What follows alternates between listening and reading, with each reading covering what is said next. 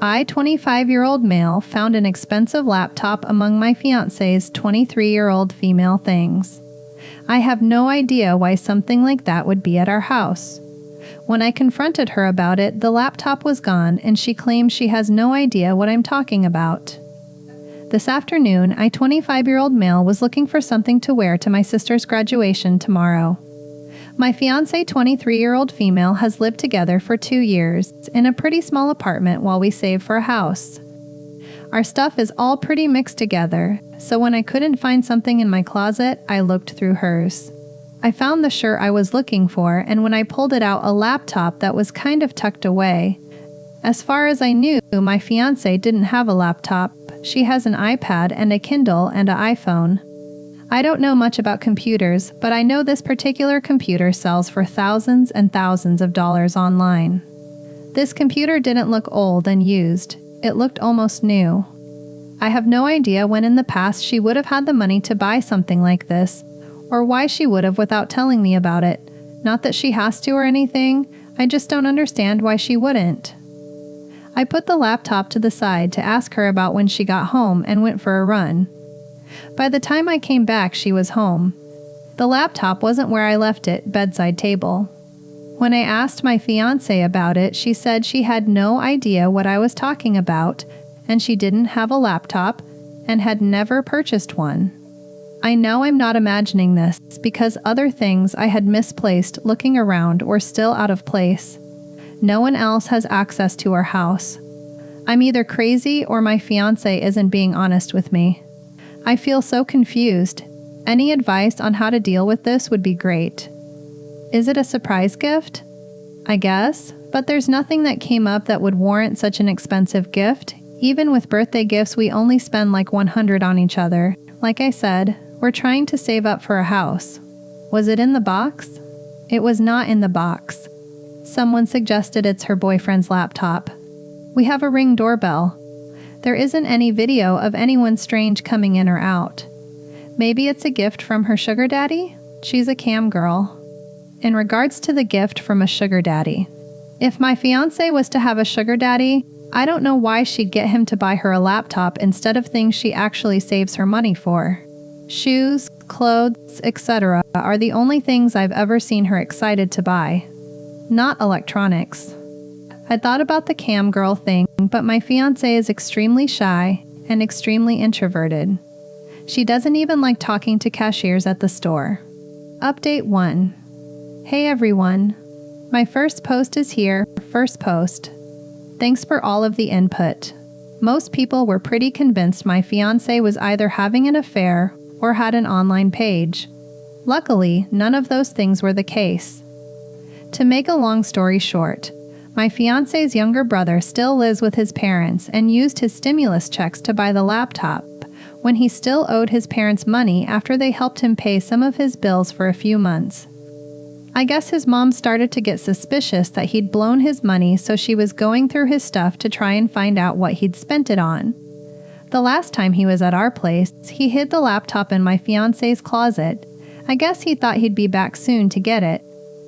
When I found the laptop, I texted one of my friends about it, who's also friends with said brother. This friend went to her brother and was like, "Holy shoot, your sister is definitely doing corn." So that's how he found out I had found the laptop. He came into our house and got the laptop, and then deleted the doorbell footage. I didn't even know he had access to our doorbell, but I guess a few months ago when we went on vacation, my fiancé gave him our info to keep an eye on the house since we went out of service. Anyway, that's it. I know a lot of you might be disappointed.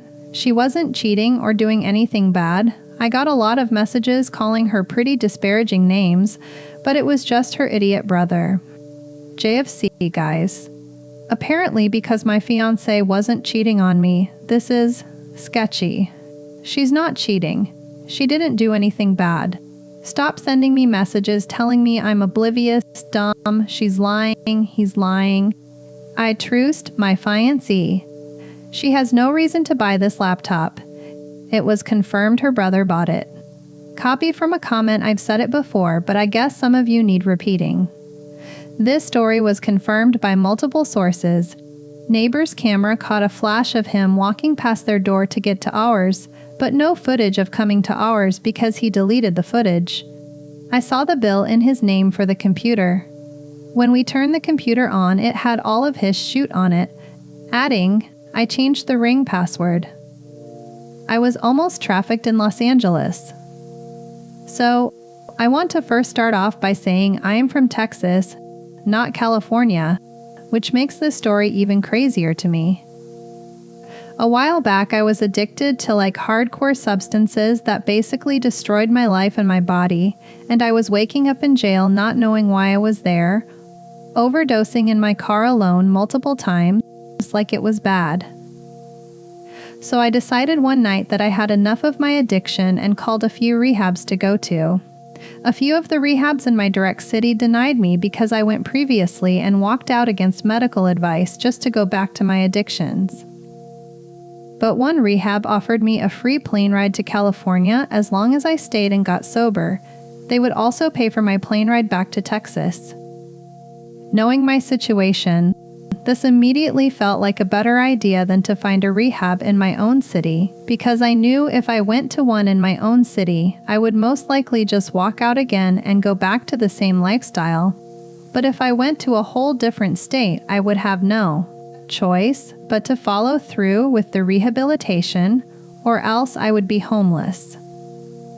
I decided to go, and long story short, I made a few bad decisions and freaked out and left the rehab and ended up homeless in a state that I was not even from, with no money and nobody I knew that was close enough to help me.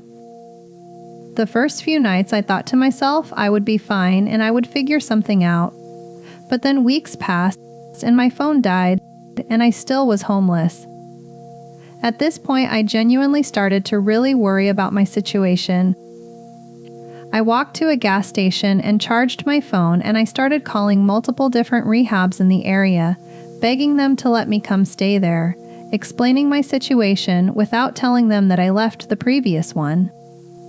A few of them denied me, but there was one that answered and was immediately offering me a Uber to the facility without even asking me many questions. I felt relieved, but something in the back of my mind was questioning this. The person on the phone gave off a very weird feeling, and my intuition was telling me that I should not go to this rehab.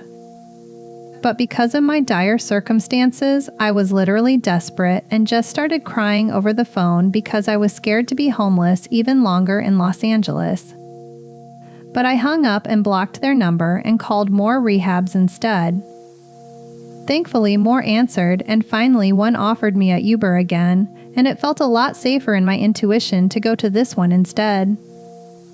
They bought me a Uber and I went there, falling asleep on the car ride there because I hadn't slept in days. When I arrived and finished my intake and was taken to the house I was going to be staying at, I met my roommate, who had just got there too.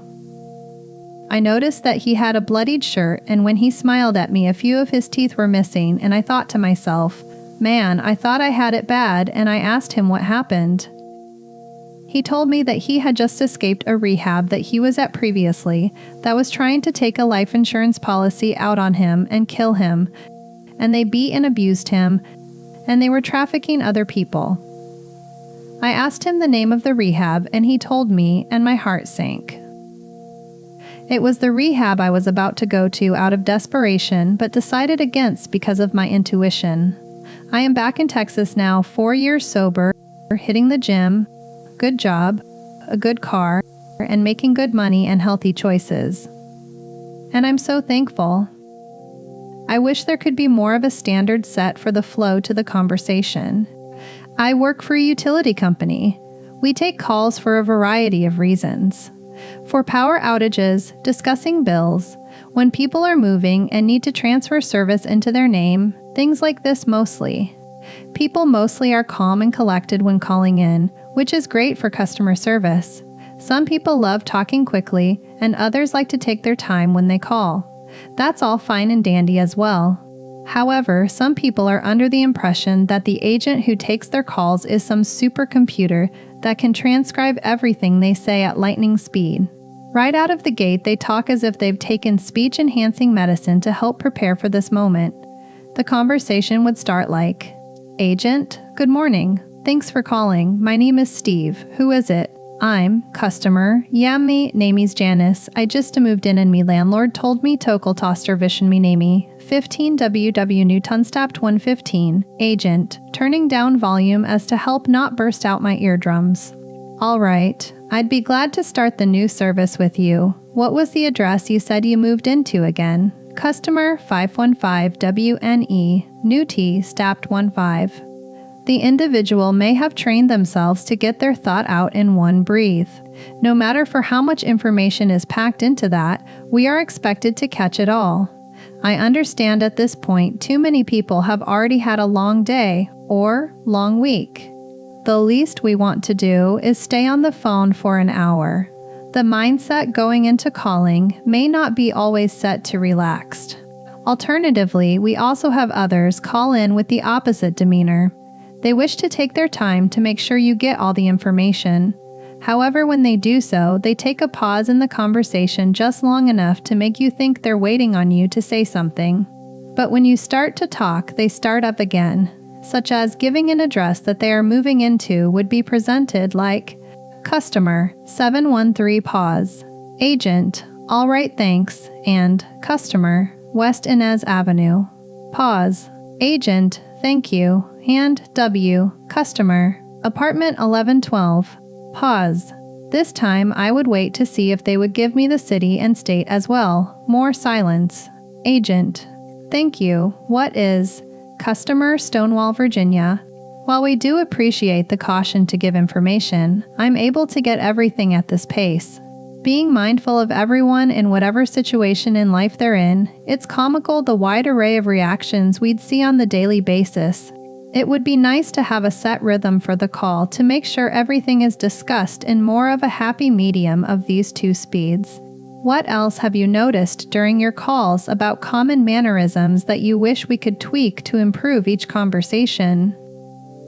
I might lose my best friend of 16 years over her destination wedding. My best friend of 16 years is getting married. Since we were about 13, we've always said we'd be each other's maid of honor one day, so I naturally assumed that's what would happen. When she asked me to be a bridesmaid, she told me she wasn't having a maid of honor. I thought, fair enough. Later, she mentioned she was making another girl who she'd only known for a relatively short time, a bridesmaid too, and again I didn't think much of it. Then I went on social media and saw she'd actually asked that same girl to be her maid of honor. I had absolutely no idea. She didn't owe me an explanation or have to tell me beforehand, but after everything she'd previously told me, it really hurt finding out that way. I messaged her at the time and said I was upset. She explained she'd chosen her because she had more money to plan the Hindu and she didn't want me to have the stress. I accepted that and left it, although I never really got over it. Months later, her maid of honor actually asked me to help organize the hen because she didn't know everyone involved and even said, "You've known her the longest, so you know what she will like best." That made me realize my issue was never about planning. It was about what the maid of honor role represented to me.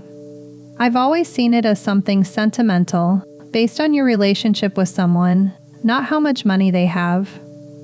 After months of keeping it to myself, I finally sent my friend a calm message explaining how I'd been feeling. I made it clear I wasn't asking her to change anything. I just wanted to be honest because it had made me question whether she valued our friendship in the same way I'd always valued it. I spent 3 days on this message because I was scared to bring it up in fear of what reaction I'd get. Her only reply was that I was backtracking on what we'd already discussed and that she'd reply after she'd had time to think. 2 days went by. Instead of hearing from her, her fiancé phoned me. The phone call felt like I was being completely berated. He repeatedly told me I'd really stressed her out while she's 6 weeks pregnant and that it was unfair of me to send the message because she's pregnant.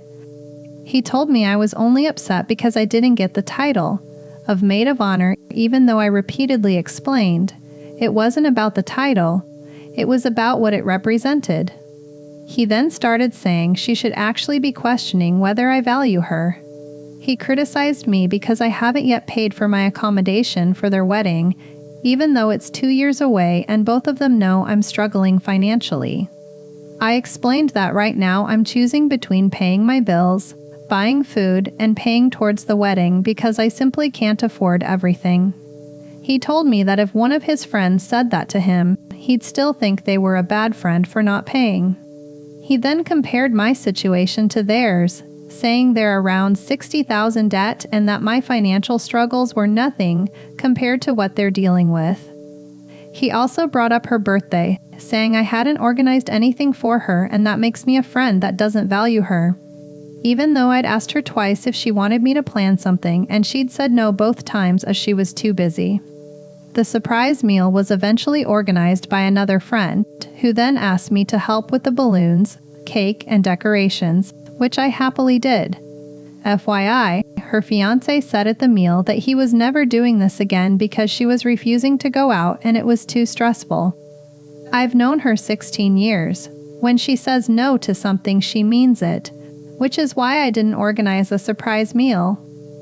He also brought up the fact that she put me in touch with her old landlord, which is how I ended up renting the flat I now live in, and that she helped me get a previous job.